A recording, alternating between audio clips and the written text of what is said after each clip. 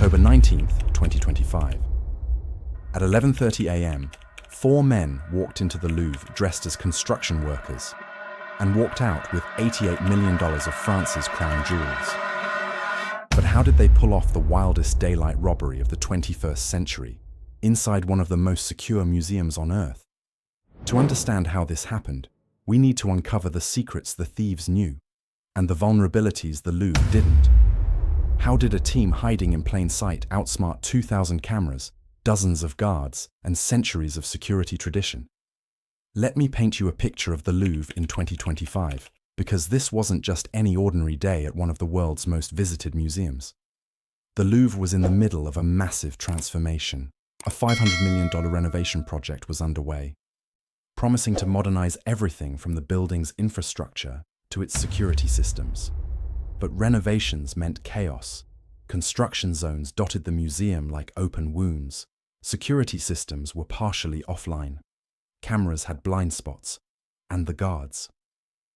They were stretched impossibly thin, trying to monitor both the priceless collections and the army of contractors moving through the building daily. Staff morale was at rock bottom. Just months earlier, in May 2025, museum workers had gone on strike, protesting understaffing and poor pay. Guards earning around $2,000 a month were being asked to protect treasures worth billions. The museum had barely reopened after those strikes when October rolled around. Now, let's talk about what was at stake. The French crown jewels aren't just expensive, they're irreplaceable fragments of history. Picture Empress Eugénie's diamond tiara, designed by Gabrielle Lemonnier in 1853, glittering with 1,625 diamonds and 56 pearls. Imagine Empress Marie-Louise's emerald necklace, crafted by Nitto in 1810, as a wedding gift from Napoleon himself. 32 South American emeralds totaling 374 carats, set in gold and surrounded by diamonds. There was a diamond scepter head used in coronation ceremonies. These weren't just jewelry. They were symbols of the Second French Empire's extravagance, of Napoleon's conquests, of royal power spanning centuries. They were housed in the Apollo Gallery, a lavish room dedicated to royal artifacts on the museum's first floor, and they were priceless, not just monetarily, but culturally. But here's where the story gets interesting. All of these factors, the renovations, the security gaps, the exhausted staff, the vulnerable artifacts, created what security experts call a perfect storm. If there was ever a moment to attack the Louvre, this was it. The thieves knew this, and they didn't just stumble upon this opportunity, they engineered it. Weeks before October 19th, 4 men began visiting the Louvre. They looked like any other tourists. They carried cameras, took selfies, marveled at the Mona Lisa. But while other visitors were losing themselves in art, these men were studying something else entirely. The architecture, the guard rotations, the security blind spots, the construction zones. They blended seamlessly into the chaos. With hundreds of contractors moving through the museum daily, a few extra faces in work clothes went completely unnoticed. They watched. They learned. They mapped out every detail of the Apollo Gallery, where the crown jewels sat behind reinforced glass, protected by alarms and motion sensors. They timed how long it took guards to respond when an alarm was triggered in other parts of the museum. They studied the evacuation protocols, the communication systems, the backup procedures. They were methodical, patient, professional, and then they found it. The vulnerability that would make everything possible. A temporary construction window, positioned just outside the Apollo Gallery, installed as part of the renovation project. It was supposed to be secure, but in the maze of ongoing work, it had become just another access point, one that led directly to the room housing France's most precious jewels. And right there, the plan began. In the days leading up to October 19th, the pieces fell into place like a carefully choreographed dance. The team rented a furniture lift truck, the kind used by movers and construction workers to reach upper floors of buildings. Nothing suspicious about it.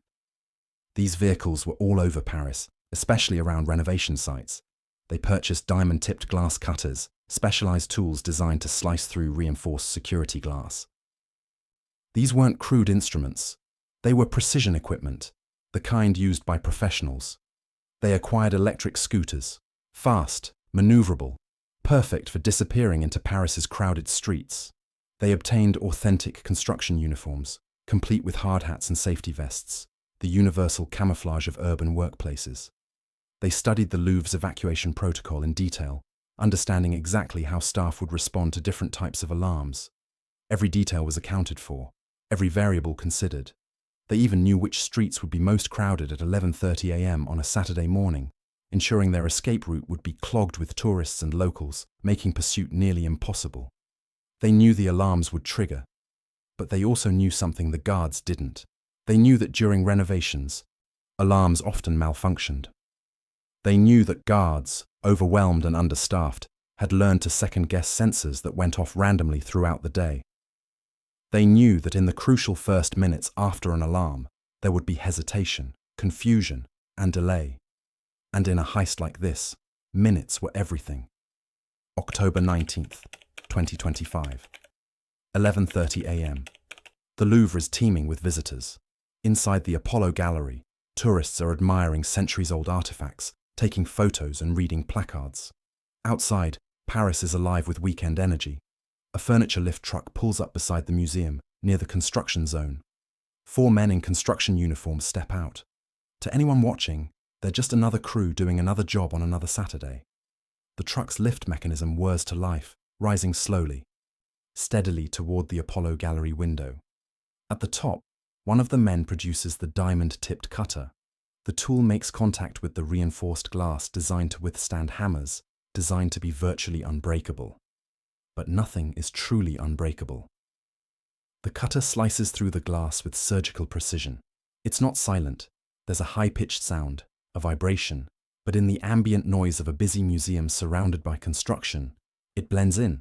The glass is cut in sections, carefully, methodically. This isn't a smash and grab.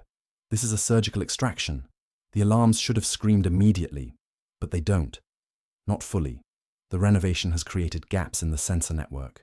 The system flickers, confused, trying to determine if this is a real breach or another false positive from the construction work. Inside the security office, a guard glances at a monitor. An alert blinks. He hesitates. They've had dozens of false alarms this week. He reaches for the radio, but there's no sense of urgency. Not yet. The thieves push through the opening they've created. 7 minutes. That's all they needed. The Apollo Gallery is a masterpiece of French Baroque architecture. Gilded ceilings soar overhead. Chandeliers cast warm light over display cases containing treasures from France's royal past. And right now, on a busy Saturday morning, it's full of people. Tourists are taking photos. A school group clusters around a guide. An elderly couple reads about Napoleon's coronation. Nobody notices the 4 men who've just entered from an unusual direction. Why would they? The men are wearing construction uniforms. There's work happening all over the museum. These must be workers doing something official. The thieves move with purpose but not panic. They've rehearsed this. They know exactly where they're going. 2 high-security display cases positioned against the eastern wall of the gallery. Inside those cases, the crown jewels of France glitter under specialized lighting. They reach the first case. One of them pulls out a tool, something heavy, something designed to break things. The smash-resistant glass is tough, engineered to withstand significant force, but nothing is tough enough. The first strike makes a sound like thunder in the gallery. Heads turn. A woman gasps. The glass spiderwebs but doesn't shatter. Second strike, third strike. The glass gives way. Hands reach in, grabbing. Empress Eugenie's diamond tiara. The massive brooch with its 140-carat centerpiece. The pearl and diamond necklace. Items worth millions are swept into bags like groceries. The second case receives the same treatment. More strikes, more shattering glass. Marie-Louise's emerald necklace disappears into a bag. The diamond scepter head. The ruby ring that survived the French Revolution but can't survive this moment. A fragment of an imperial crown drops, clattering on the marble floor. Too damaged to grab, left behind. A tourist, a young woman with a camera, turns fully toward the commotion. She sees the men. sees the broken cases, sees the bags. For a moment, her brain refuses to process what her eyes are showing her. These are construction workers. This must be maintenance, some kind of official procedure. By the time her brain catches up, by the time she opens her mouth to scream, the thieves are already moving. Now the alarms are screaming. Now there's no doubt, no confusion. The security system is shrieking that something is catastrophically wrong. In the security office, guards are on their feet, radios crackling with urgent messages. But here's where the thieves' research pays off. The Louvre's evacuation protocol is designed to protect visitors first. When an alarm sounds, guards' first instinct isn't to chase intruders. It's to begin orderly evacuation procedures, secure the public, prevent panic, maintain calm. Those precious seconds of protocol give the thieves the window they need. They're already moving through a maintenance route they'd identified during their reconnaissance. Not through the main galleries where they'd encounter guards and crowds, but through back corridors, service passages, the hidden arteries of the museum that the public never sees. They burst through an exit into the Paris daylight. The furniture lift is gone, driven away by an accomplice, already disappearing into traffic. But that's fine. That was always part of the plan. The electric scooters are waiting exactly where they'd been stashed. In seconds, the four men are mounted and moving, weaving through the crowds of the first arrondissement. Tourists jumping back, surprised. Locals barely noticing. Electric scooters are everywhere in Paris. Inside the museum, guards are still trying to understand what happened.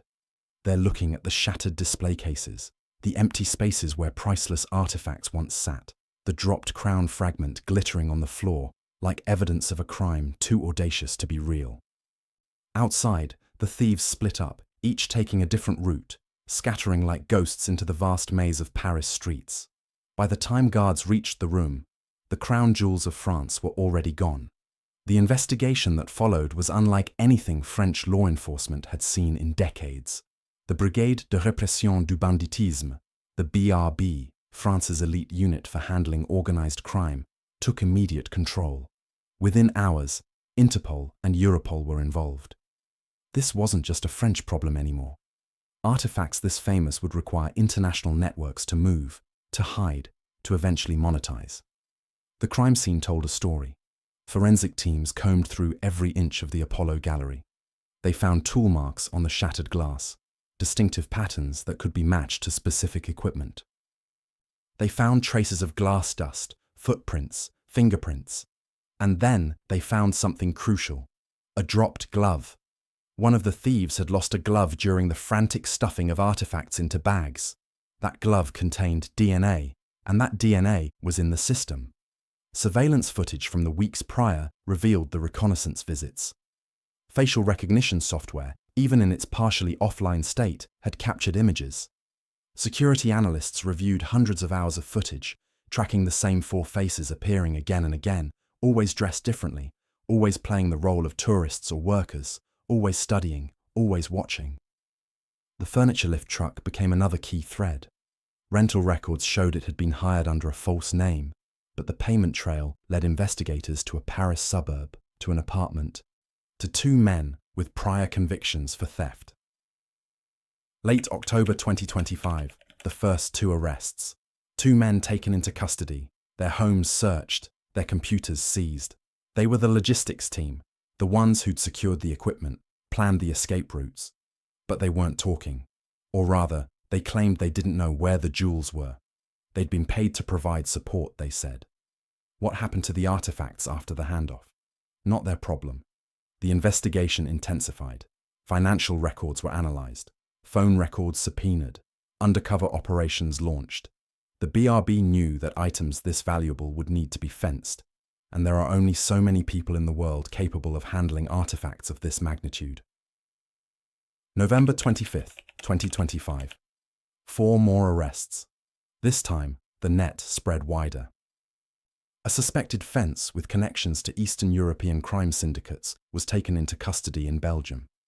3 others were arrested in the Netherlands, their workshop raided. Inside, investigators found tools, glass cutters, plans, photographs of the Apollo Gallery. The evidence pointed to something bigger than a simple robbery. The sophistication, the international connections, the precision of the operation, it all suggested the involvement of a professional organization. Authorities began to suspect links to the Pink Panthers, an infamous international jewel theft ring responsible for some of the most spectacular heists of the past 2 decades.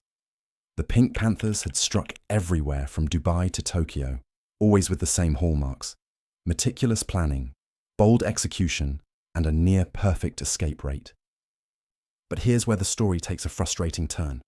8 arrests. 8 men now facing charges of aggravated theft and conspiracy, looking at decades in prison. Prosecutors assembled a mountain of evidence. The case was airtight. Convictions seemed certain. But the jewels, still completely missing. Not a single piece recovered. Not the tiara with its 1,125 diamonds. Not the emerald necklace. Not the scepter head, the ring, the brooch, the bracelet. Nothing. Interpol added them to its stolen art database. Their photographs circulated to every major auction house, every private collector, every jewelry dealer on Earth. Warning: these items are too famous to sell intact. Anyone attempting to fence them would be immediately caught. Which raised the terrible question that no one wanted to answer: what had they done with the jewels? The heist alone would have been enough to shake the Louvre to its foundations. But what came after turned a crisis into a catastrophe. The museum shut down for several days following the theft.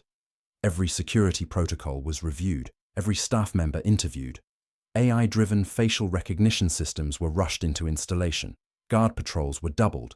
But the damage was done, not just to the museum's security, but to its reputation. Millions in revenue were lost. More importantly, something intangible was stolen: the sense that the Louvre was untouchable, that France's cultural heritage was safe. Then, in early December 2025, disaster struck again. A water leak erupted in the Egyptian antiquities section. Aging pipes, neglected during the focus on flashy renovations, finally gave way. Water poured through ceilings, cascading over display cases, seeping into storage rooms. Ancient papyri, thousands of years old, dissolved in minutes. Books, manuscripts, artifacts worth millions, damaged or destroyed. The timing couldn't have been worse. The public was already questioning the Louvre's management. Now they were furious. How could a museum spending $500 million on renovations let basic infrastructure collapse? How could the same institution that failed to prevent a brazen heist also fail to maintain its plumbing? Social media erupted. Posts on X called for the resignation of the museum's director, for investigations into mismanagement, for accountability. One viral thread compared the Louvre to a mansion with a gold-plated door, but a rotting foundation. And then the museum workers spoke up. On December 8, 2025, unions representing Louvre staff, SUD and CGT, held a vote. The result was overwhelming: a strike, beginning December 15th, potentially lasting indefinitely. The workers' demands were clear. They wanted better pay. Guards earning $2,000 a month while protecting billions in art felt insulted and undervalued. They wanted more staff. The current levels were dangerous, leaving both employees and artifacts vulnerable. They wanted respect, acknowledgement that they'd been warning about security issues for months, including protests in May that had been ignored. The unions issued a statement that was damning in its simplicity. The October heist was foreseeable. We told them. No one listened. The ticket price had recently been raised from 17 talents to 22 talents for non-EU visitors, bringing in additional revenue. Where was that money going? Not to the people who actually protected the art, not to maintaining the infrastructure. To what, exactly? The strike threatened to close the Louvre indefinitely, just as the winter tourist season was ramping up. The museum sees 10 million visitors annually. It's not just a cultural institution, it's an economic engine for France. Hotels, restaurants, tour companies, transportation, all depend on the constant flow of tourists to the Louvre. A prolonged closure would ripple through the entire economy. Museum management scrambled. They promised reforms, an additional $100 million allocated specifically to security upgrades. Negotiations with the unions. a full infrastructure audit. Promises that things would change, but promises ring hollow when crown jewels are still missing and ancient artifacts are water-damaged. The conversation had shifted beyond the heist. People were asking bigger questions. How had the Louvre, one of humanity's greatest museums, been allowed to decay from within? How had management priorities become so skewed that they built flashy international exhibitions while the roof literally leaked? Culture Minister Rachida Dati faced calls to resign over what critics called systematic negligence. The heist wasn't just a crime, it was a symptom of deeper institutional failure. And through it all, one question haunted every discussion, every investigation, every press conference. Where are the jewels? Experts offered theories. The most pessimistic believed the thieves had done what professional criminals often do with pieces too famous to sell: dismantled them. Imagine Empress Eugenie's tiara, that masterpiece of 1,625 diamonds, broken apart. The gold melted down, losing its historical form, becoming anonymous ingots. The diamonds removed from their settings, sent to cutters who would reshape them, change their dimensions, erase their identifiable characteristics. A 140-carat centerpiece stone could become 5 smaller stones, each untraceable. This process would destroy 90% of the artifact's value. That $88 million would become $8 million, maybe less. But $8 million that could actually be sold, actually be monetized, was better than $88 million sitting unsellable in a warehouse. Other experts held out hope. Maybe the pieces were intact, hidden somewhere, waiting. Major thefts often see artifacts recovered years later. The thieves might be waiting for the heat to die down, for the investigation to lose momentum, for the world to forget. In 5 years, 10 years, they might attempt to ransom the pieces back to France or sell them to a private collector willing to own treasures they could never display. The recovery rate for high-value stolen art is around 10%. Not encouraging odds. But the crown jewels' fame works both ways. It makes them impossible to sell, but it also makes them impossible to forget. Every art dealer, every collector, every auction house in the world knows to watch for them. As December 2025 draws to a close, the investigation continues. The 8 arrested suspects are building their defenses. Prosecutors are building their cases. Interpol is monitoring criminal networks. The Louvre is installing new security systems while negotiating with striking workers, while repairing water damage, while trying to restore public trust. And somewhere, 8 pieces of French imperial history are hidden, waiting, their fate unknown. Let's step back and look at what really happened here. Yes, 4 thieves stole $88 million worth of crown jewels from the Louvre in broad daylight. Yes, it was bold, sophisticated, and shockingly successful. Yes, it will go down as one of the most audacious museum heists of the 21st century. But the real story is bigger than the crime itself. The heist exposed how even the world's most famous cultural institutions can become vulnerable when they lose focus on fundamentals, when renovations prioritize aesthetics over security, when staff warnings are ignored, when morale crumbles, when infrastructure decays while management chases prestige projects. The thieves didn't break into an impregnable fortress. They walked through a door left open by years of institutional neglect. The 2025 Louvre heist became a case study taught in security courses worldwide. Museums from London to Tokyo reviewed their protocols, hired more staff, invested in redundant systems. The British Museum, the Smithsonian, the Uffizi, all took note. If it could happen at the Louvre, it could happen anywhere. In France, the political fallout continued for months. The Culture Ministry faced investigations. The Louvre's director resigned. Reforms were promised, some implemented, others quietly forgotten, as attention moved to new scandals. The striking workers eventually returned after winning some concessions, modest pay increases, promises of more hiring, a commitment to address safety concerns. But the underlying tensions remained. And the jewels, as I record this, they're still missing. 8 pieces of history vanished into the criminal underworld. Maybe they've been destroyed, their materials scattered across black markets from Dubai to Shanghai. Maybe they're sitting in a warehouse in Eastern Europe, waiting for time to make them safe to move. Maybe a billionaire collector has them locked in a private vault, treasures no one else will ever see. We may never know. But here's what we do know. The thieves didn't just steal jewels. They stole something more intangible, but equally valuable. They stole France's sense of security. They stole the Louvre's reputation as an untouchable institution. They stole the public's trust that cultural heritage, the physical legacy of human civilization, is safe in the hands of those sworn to protect it. Every year, 10 million people visit the Louvre. They come to see the Mona Lisa, the Venus de Milo, the Winged Victory. They come to connect with history, to stand in the presence of greatness. But now, when they walk through those galleries, when they look at those display cases, there's a whisper in the back of their minds. If the crown jewels could be stolen, what else could be taken? The Apollo Gallery still stands. The shattered display cases have been repaired. New artifacts have been installed. Life goes on. But there's an empty space there now.